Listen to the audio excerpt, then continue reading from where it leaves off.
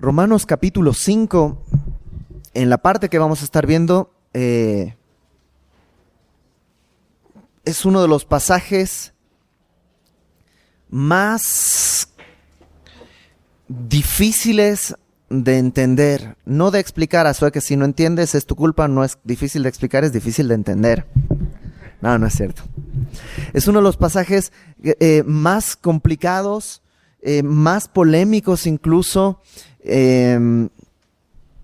Hay muchas doctrinas que surgen de versículos, y de hecho, incluso en capítulo 5 hay, no sé si tú ibas a escuela dominical, a mí no me tocó nunca ir a escuela dominical, ni nada por el estilo, pero la mayor parte de los pasajes que aprendes de memoria en la escuela dominical, o que un cristiano promedio se sabe, provienen gran parte del capítulo 5 de Romanos. Es un capítulo que tiene una gran cantidad de, no solo de información, sino información muy profunda. Y pues bueno, vamos directo, ya hice mi fe de ratas, o sea que si al final dices, pues no entendí nada, pues te dije que era difícil de entender. Pero vamos a hacer todo lo posible para tratar de ir paso a paso y entender. Recuerda siempre, a pesar de que las verdades de Dios son profundas, tan profundas que te pueden ahogar, siempre a la misma vez son tan suaves y delicadas que un niño las puede entender y degustar y saborear. Entonces, no te preocupes por las profundidades, sino por lo que Dios te vaya enseñando. Si Dios te enseña una cosa, es suficiente para ti el día de hoy, de acuerdo a lo que Dios tiene planeado. Y pues ya que les dije que es un pasaje difícil, ¿qué les parece si oramos para que Dios nos ayude? Señor, te damos gracias por esta noche, por cada uno de mis hermanos que están aquí, porque en tu misericordia una vez más nos has traído delante de tu palabra. Te rogamos que tu Espíritu Santo nos guíe a toda verdad como tú lo prometiste, que tú abras nuestros ojos a las maravillas de tu ley, que abras nuestro corazón para que tu palabra sea sembrada, que apartes toda distracción, Señor, y que podamos enfocarnos en lo que tú quieres decirnos el día de hoy. En el nombre de Jesús ponemos este tiempo en tus manos. Amén. Pablo venía explicando, recuerdas, la semana pasada nos habló de los beneficios de ser justificados. Hemos estado hablando acerca de los problemas. Primero habló de los incrédulos, luego de los religiosos, luego de todo el mundo encerrados bajo pecado, y luego habló de cómo la justificación, y entendimos que la justificación no es simplemente ser declarados sin culpa, va mucho más allá, es una verdad mucho más profunda. Su justicia se nos es atribuida como si nosotros hubiéramos vivido justamente, no solamente sin culpa, sino además vestidos de su justicia, y vimos que esta justificación es por fe. Y la semana pasada vimos que esta justificación nos da paz, nos da acceso a Dios, nos da esperanza en tiempos difíciles incluso, y a través de esta justificación somos reconciliados con Dios. ¿Estamos bien hasta ahí? Ok. La pregunta, o más bien lo que va a explicar Pablo el día de hoy es, ¿por qué no teníamos paz? ¿Te acuerdas? Dijimos, justificados pues por la fe tenemos paz para con Dios. Bueno, ¿por qué estábamos en guerra? ¿Por qué no había paz? ¿Por qué no teníamos acceso a Dios? ¿Por qué vivíamos bajo juicio y no bajo esperanza? ¿Por qué no estábamos reconciliados? Y Pablo nos va a explicar eso el día de hoy. Pablo, en su estilo de escribir, y como te dije desde el principio, Pablo no está haciendo un tratado teológico, está escribiendo una carta.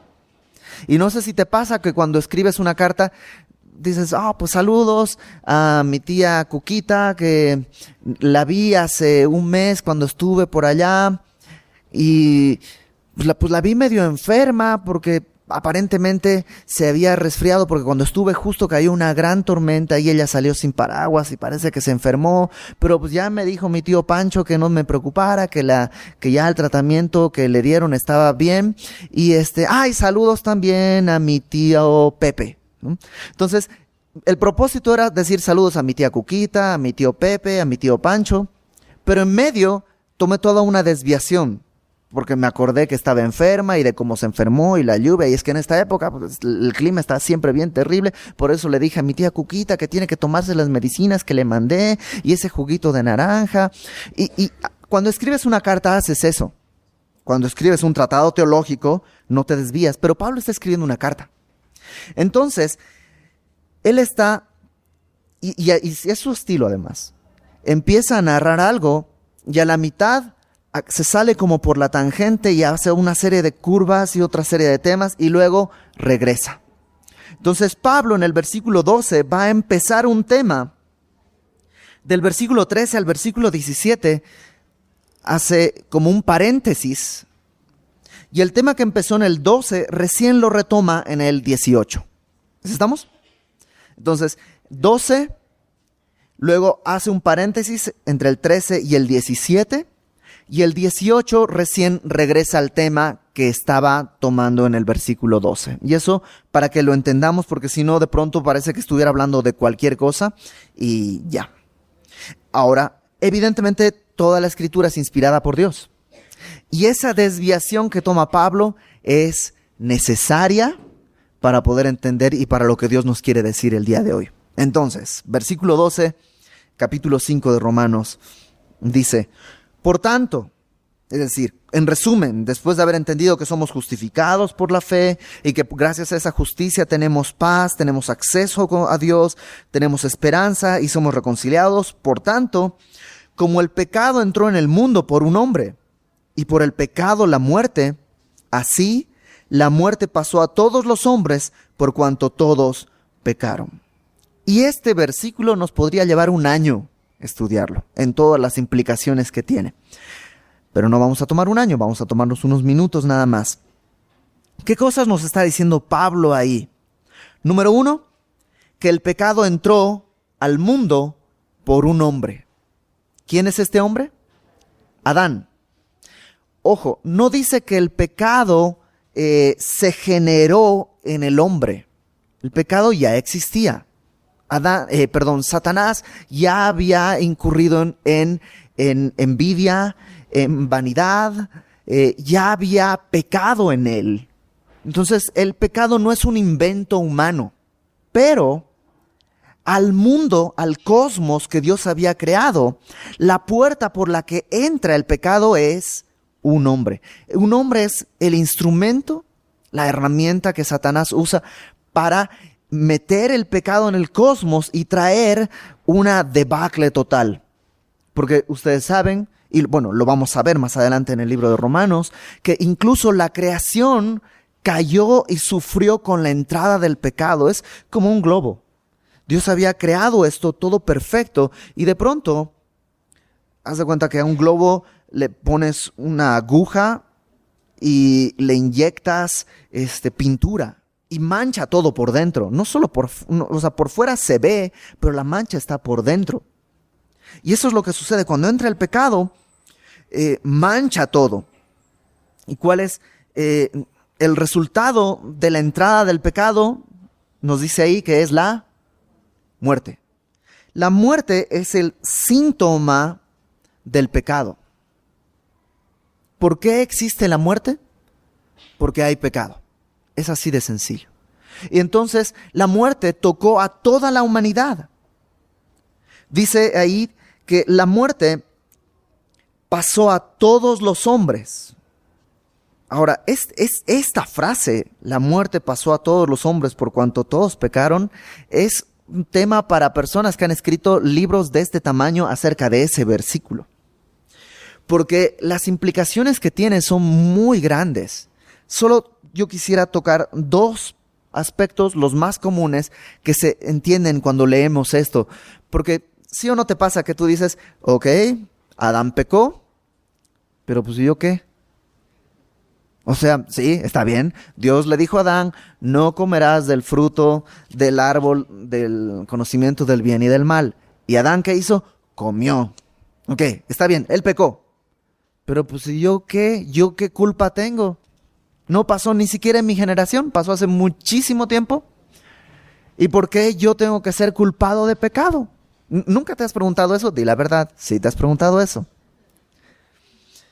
Pablo lo sabe, el Espíritu Santo lo sabe y por eso lo pone acá y empieza a desarrollarlo. Y una primera razón por la que nosotros somos inculpados en el pecado de Adán es que Adán era el representante de la humanidad. Al ser Adán el representante de la humanidad, lo que él hace, lo hace a nombre de la humanidad. Déjame ponerte un ejemplo. Cuando el señor Felipe Calderón habla en las Naciones Unidas, ¿a nombre de quién está hablando? A nombre de México. No importa si tú no votaste por él hace no sé cuántos años, 6 años. No importa si no votaste por él, de todos modos él está hablando por ti. Porque él es el representante de México. Y ocurre igual en los Juegos Olímpicos. Ahí están 11 caballeros, 11 muchachos, corriendo tras un balón. Y cuando después de los 90 minutos el resultado es 3-1, ¿qué dices? ¡Ganamos! ¿Te cansaste? ¿Corriste mucho? ¿O nos costó ganarle, pero les ganamos? ¿Oh, te costó? No, hombre, sí, pues sí, ¿no? El ejercicio de palomita a boca era agotador. Pero, ¿qué es lo que pasa? Esos 11 están representando a México. Y si pierden, ¿quién pierde? Ellos, dicen, ¿no? Pierde México. Es ese mismo principio. En la modernidad de nuestra cultura, vivimos en un sobreénfasis en el individuo y todo tiene que ser individual.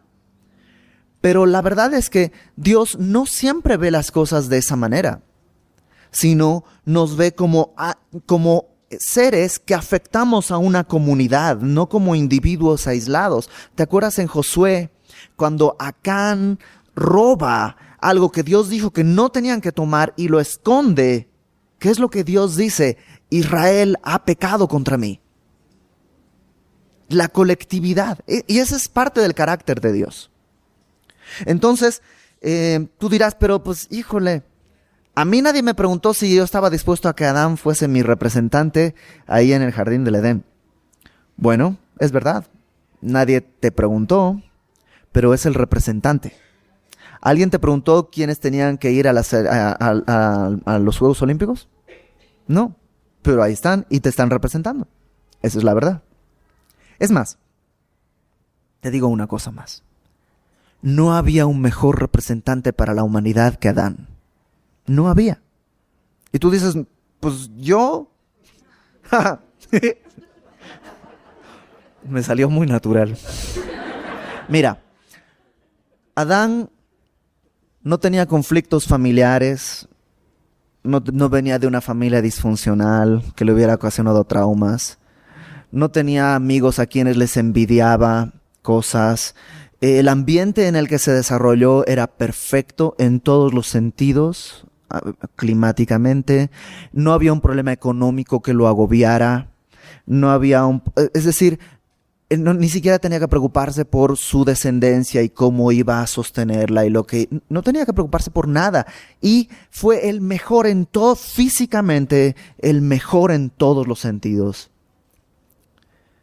Y falló. Por tanto, cualquiera de nosotros que hubiera dicho, pues, si me hubieran dicho a mí, yo me hubiera aventado, hubiera sido peor. Hubiera sido peor.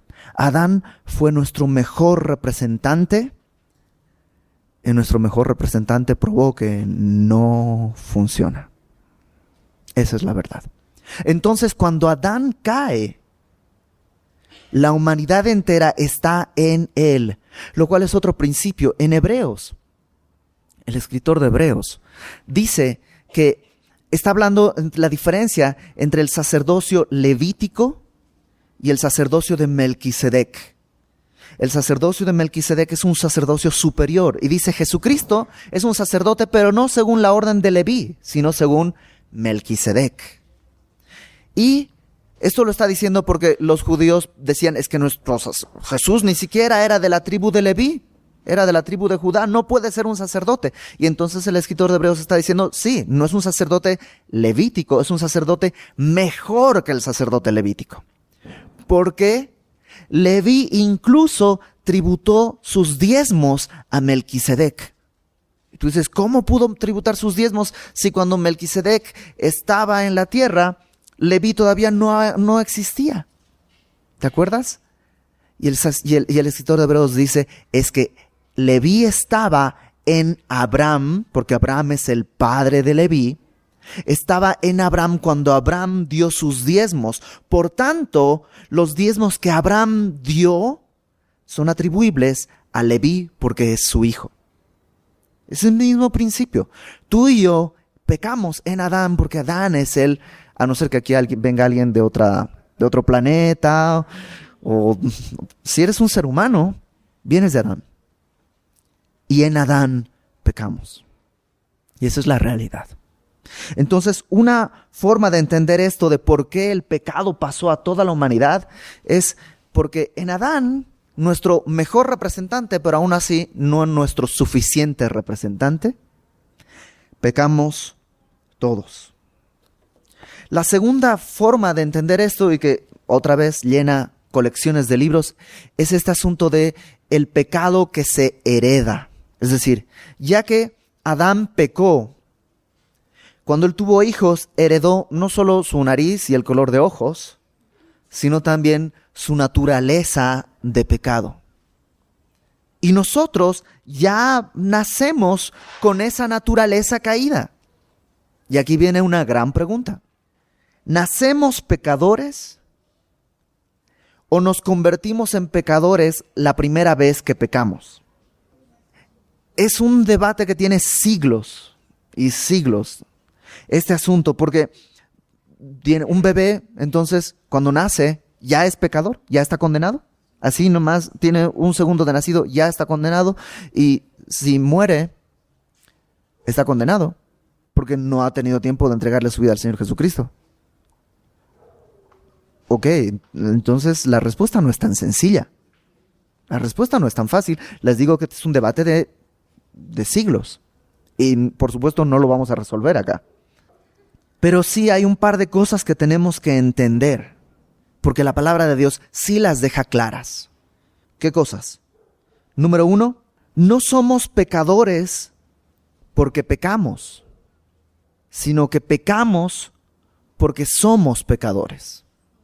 Es decir, lo que te hace pecador no es el pecado que cometes, sino que porque eres pecador, vas a cometer pecados. Es ineludible. Está en tu ADN espiritual y en tu ADN físico. Esa es una realidad. Esa es una triste, pero verdadera realidad. Ahora, otra vez volviendo al ejemplo de los bebés. Alguien dirá, pero pues un bebé, ok, nace pecador. Pero ¿qué culpa tiene? Él no sabe de Adán.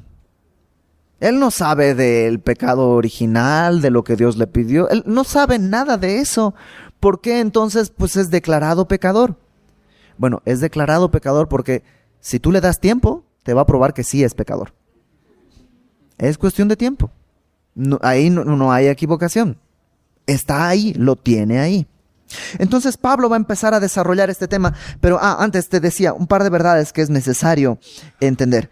Número 1, somos pecadores, te decía, en partida doble, porque está en nuestra naturaleza y porque practicamos el pecado. O sea, somos pecadores por naturaleza y por práctica. Número 2, el resultado del pecado es la muerte física y la muerte espiritual, la separación de Dios. Ese es el resultado. Y todos vivimos bajo esa condena. Y esta condena, número 3, tiene, digamos, 3 cuchillos clavados en nuestro corazón. Número 1, nuestra naturaleza, como te dije, es nuestra primera condena. Número 2, el pecado de Adán se nos imputa a nosotros. ¿Por qué? Porque estábamos en Adán cometiendo ese pecado. Entonces, mi naturaleza individual, tache. Mi naturaleza colectiva, como humanidad, tache. Y también por méritos propios, es decir, por méritos conseguidos en el campo de batalla. Desde que pude, pequé, aún antes de entenderlo bien. Desde que mi mamá me dio el primer biberón y le di el manotazo a mi mamá, o me quitó el biberón y le gruñí, desde ahí ya está la naturaleza pecadora. Y la cuarta verdad, que es la más importante: Cristo pagó el precio de ese pecado, de eso. ¿Cuál pecado? De esa naturaleza. Cristo pagó eso para que, justificado por gracia, por medio de la fe, pudiera entrar a su reino. Es decir, no vamos a resolver el debate, pero estas verdades son esenciales, y entendiendo estas verdades, no necesito resolver ningún debate. Ya tengo suficiente en mi cabeza. Ok, continuemos. Porque así como tú y yo tenemos dudas y empezamos a pensar en todo esto, Pablo lo sabe y empieza a desarrollar el tema a partir del versículo 13, a explicarlo, y por eso hace este paréntesis. Dice, versículo 13 y 14. Pues antes de la ley había pecado en el mundo, pero donde no hay ley no se inculpa de pecado. Es decir, había pecado, pero como no había ley, antes de Moisés no se había dado la ley, no se podía a alguien declarar culpable de esa ley porque pues no había forma, porque no estaba la norma establecida. Verso 14. No obstante, a pesar de eso, reinó la muerte desde Adán hasta Moisés, aun en los que no pecaron a la manera de la transgresión de Adán. Es decir, Dios le dijo a Adán claramente: no comas de este fruto. ¿Y Adán qué hizo? Comió. De ahí en adelante, Dios no les dijo: no hagas esto, no hagas esto, no hagas esto, porque todavía no estaba la ley. Es decir, a pesar de que no transgredieron a la manera de Adán, pues todos murieron. Y tú puedes revisar las cronologías y las genealogías, todos terminan muertos, excepto Enoc, pero él no murió porque fue llevado al cielo. Y dice, Adán es figura del que había de venir. Alguien podría preguntar, a ver, ¿cómo es posible que todos pecaron después de Adán? Si la ley recién vino con Moisés, y por eso Pablo dice esto, es que el pecado no tiene que ver con la ley. El pecado no tiene que ver con la ley. A ti y a mí nos preguntan lo mismo, ¿sí o no? Oye, pero a ver, si esa es la única forma de llegar al cielo, ¿cómo le hacen los pobres aborígenes que viven en la isla y en las selvas de Borneo? ¿No? Ya ves que cuando le compartes el evangelio a alguien siempre se preocupan por la gente que vive ahí en los lugares. Están con una carga en su corazón tan tremenda por la gente que vive en lugares tan lejanos. Es que el pecado no tiene que ver con la ley. O sea, la existencia del pecado no se la debe a la existencia de la ley. Antes de que estuviera la ley, la gente moría. ¿Y por qué moría? Ya lo dejamos en claro. Porque eran pecadores. Si no hubiese pecado, no hubiesen muerto. Por eso dice Pablo, no dice no hay pecado, dice que no se inculpa de pecado. Pero sí hay pecado. Y sucede en todas las razas, en todo el mundo, en todas partes, en todas las edades de la historia. Me recuerda mucho Mark Twain. Este escritor decía, a mi edad, cuando me presentan a alguien, ya no me importa si es rico, pobre, negro, blanco, judío, musulmán o cristiano. Me basta con que sea un ser humano. Peor cosa no podría ser. Y esa es la verdad. Esto no tiene que ver con que la ley de los judíos o la ley de los musulmanes o la ley de los ateos no tiene que ver con nada de eso. Tiene que ver con la naturaleza de ser seres humanos. Y en nuestra naturaleza está el pecado, por tanto todos murieron. Y por eso dice, ya que por uno, Adán, entró el pecado a toda la humanidad. Dicho sea de paso, Adán, la palabra Adán, quiere decir hombre o humanidad. Entonces, ya que Él cayó y en Él caímos todos, por uno todos caímos, también por uno, por Jesucristo, va a venir la solución. Y por eso dice que Adán es figura del que había de venir. ¿Por qué se pueden comparar Adán con Cristo? Bueno, número uno, son los únicos sobre la tierra en la historia entera que nacieron sin pecado. Adán, bueno, porque no nació. Fue creado sin pecado. Y Jesucristo porque nació sin pecado. Entonces son los únicos que pueden, tú te tienes que agrupar en alguno de estos dos bandos. En Cristo o en Adán.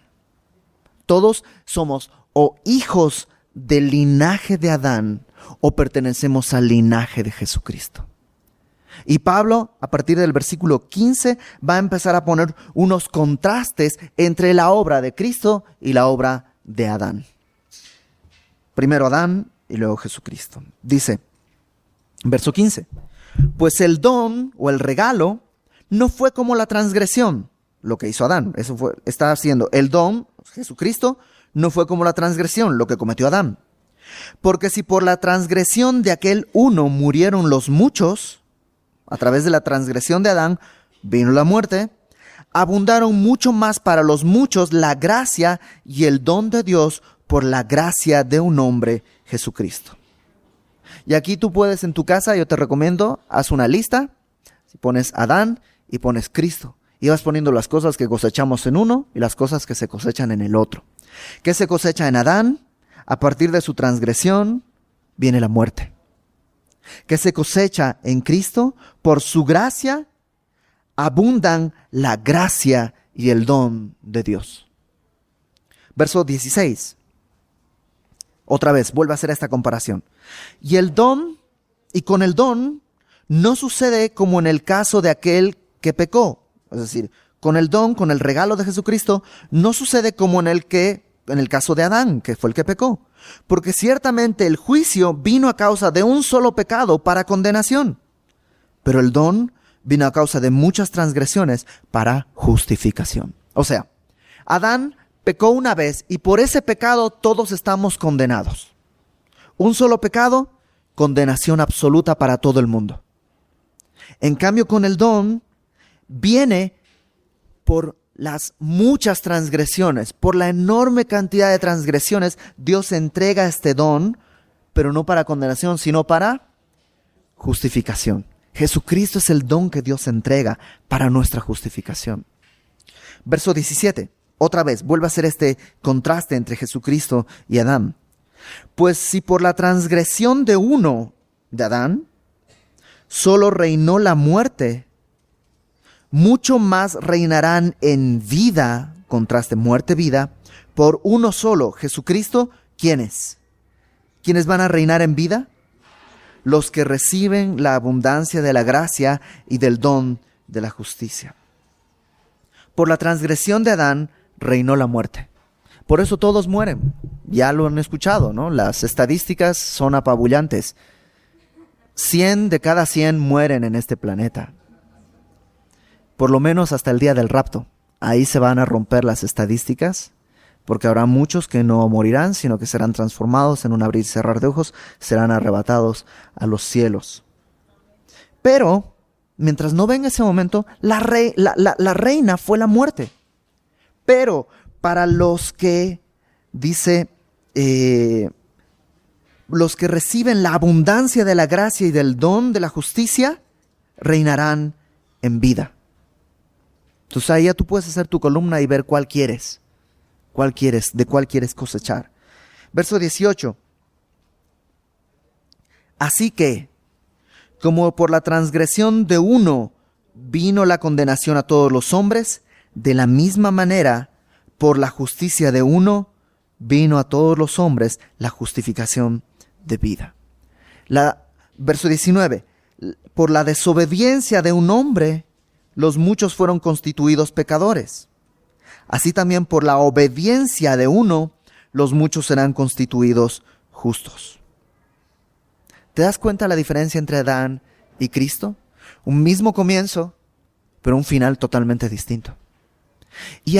Tú tienes que decidir en cuál estás. Y ver qué es lo que cosechas si estás en la columna de Adán, y ver qué cosechas si estás en la columna de Cristo. Y tú dices, yo quiero estar en la columna de Cristo. ¿Qué tengo que hacer? Ya lo hemos estado viendo. Simplemente creer, porque la justificación es por gracia, por medio de la fe. Verso 20. Ok, una cosa más. Pablo se adelanta siempre a lo que le van a preguntar. Entonces probablemente alguien diría, a ver, si la ley no me sirve para ser salvo, porque somos salvos por gracia, por medio de la fe, no por obras. Si la ley no me sirve para ser salvo, y tampoco la ley me sirve para ser pecador, porque sin la ley, de todos modos, soy pecador, entonces, ¿para qué sirve la ley? ¿Para qué la pusieron? ¿Cuál es el fin? ¿Cuál es el propósito? ¿De qué me sirve? Y entonces Pablo contesta. Sí, otra pregunta. Si lo único que cuenta es estar en Adán o estar en Cristo, entonces ¿para qué está la ley? Versículos 20 y 21 está la respuesta. La ley se introdujo para que el pecado abundase.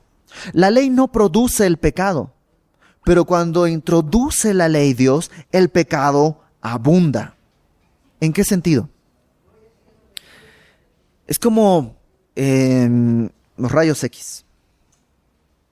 ¿No? Estás jugando o trabajando o lo que sea y hay un golpe y te duele el brazo o la pierna y te llevan al hospital y te meten a una máquina y te sacan unos rayos X y ven luego la placa y te dicen, fractura. ¿La máquina te produjo la fractura? No. Antes decías, es que solo me duele, pero ahora no solo te duele, sino que tienes una fractura. Abundó más, el diagnóstico fue peor a partir de los rayos X. Pero no es culpa de los rayos X. Ni lo provocaron ni nada. No es que, ¿quién inventó la máquina de rayos X? Si no lo hubieran inventado igual y no estaría mi brazo roto. No, ya estaba roto. Eso es lo que sucede. Cuando la ley es introducida, se ve lo que somos. La ley no produce eso en nosotros. Eso es lo que ya somos. Simplemente la ley lo hace visible. La ley lo exhibe. La ley revela mi pecado, pero no solo revela mi pecado. Revela mi pecado y la magnitud de mi pecado. ¿Por qué? Porque revela la santidad de Dios y la gracia de Dios.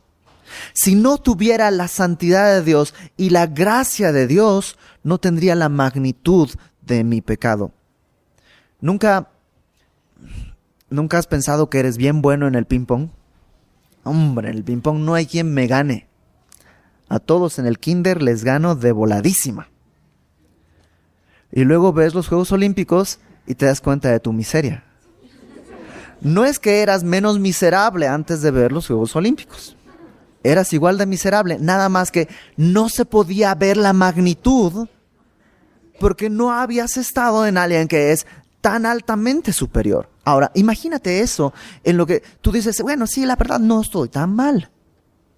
Hay otros que están peor, sí, pero cuando la ley revela la santidad de Dios, te das cuenta que estás peleando una moneda de 10 centavos con un billete de 20 pesos a ver quién se acerca más a un cheque de 5 millones de dólares. Y no sirve. La moneda de 10 centavos y el billete de 20 pesos están en el mismo punto. Y eso es lo que la ley hace. Fíjate lo que dice el versículo 20. La ley se introdujo para que el pecado abundase. Mas cuando el pecado abundó, cuando se introdujo la ley, ¿qué pasó? Sobreabundó la gracia. Para que así como el pecado reinó para muerte, así también la gracia reine, y esto es bien importante, por la justicia para vida eterna mediante Jesucristo, Señor nuestro. Es decir, la gracia, cuando se introduce la ley, el pecado abunda.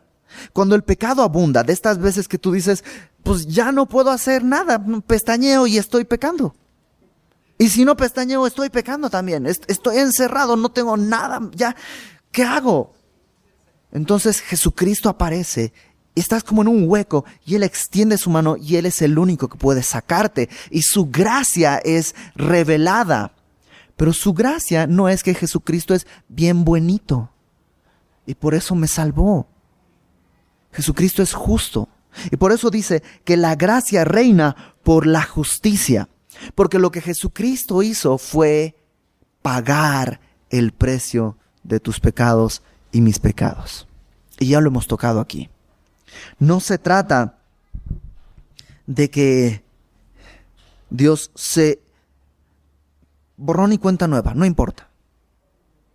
Lo que Él hace es pagar, Él hace justicia. Y la justicia demandaba que hubiera muerte. La paga del pecado es muerte. Y eso la justicia lo demandaba. Y no hubiera sido gracia perfecta si nos hubiéramos escapado de la justicia de Dios. Sería una gracia torcida. Sería un soborno a su propia justicia. Sería una mancha en su santidad. No sería un motivo de honra, sería un motivo de vergüenza.